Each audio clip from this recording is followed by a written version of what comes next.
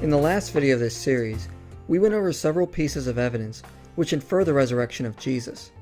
However, there is so much evidence we couldn't possibly fit it into one video.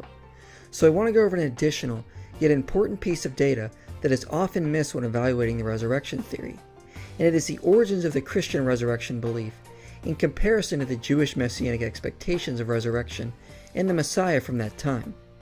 N.T. Wright wrote a 740-page book called The Resurrection of the Son of God, asking the simple question, where did the resurrection beliefs of the Christians come from? The Christian belief of God and the Messiah was unlike anything from the ancient world. So the question arises, where could such a belief come from if this was all made up? The Christians believed, unlike their Jewish counterparts, that the Messiah was Jesus, who died and was physically resurrected. This was unlike anything Second Temple Jews were looking for, and expected the Messiah to be a conqueror who would break the rule of Rome and restore the kingdom of Israel.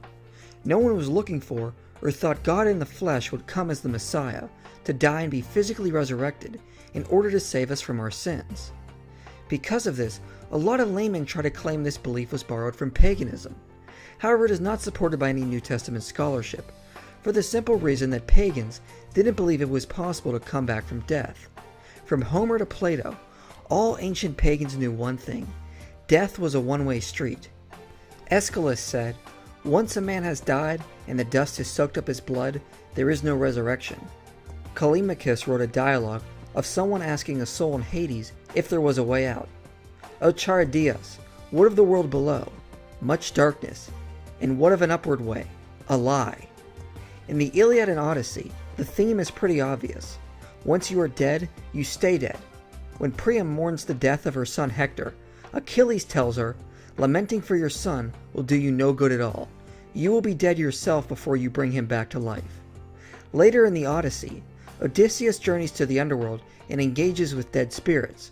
But even though they want to, none of them have any hope of returning from the underworld.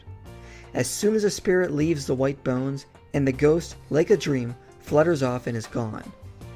The world of ancient pagans was pretty depressing. There was no return from death, just a hopeless existence as a wandering spirit in the underworld.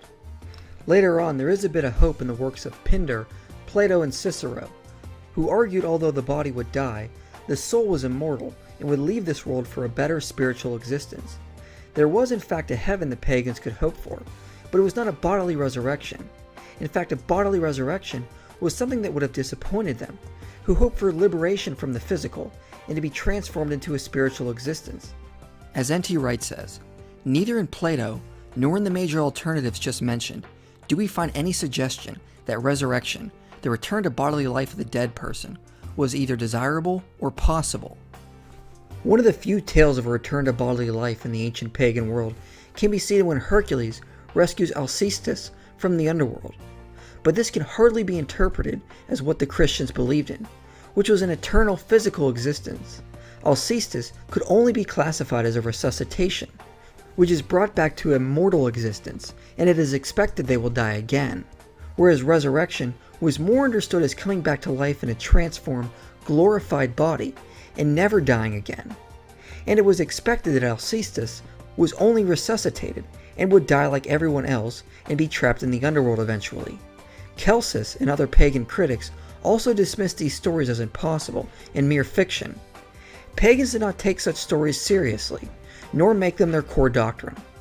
Resurrection and resuscitation were things to poke fun at, but not something they hoped for or thought was possible. And N.T. Wright addresses dozens of other pagan stories and authors in his book.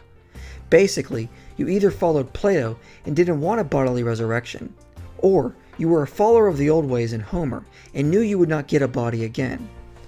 Even in Egypt, this was not something that was conceived to be possible.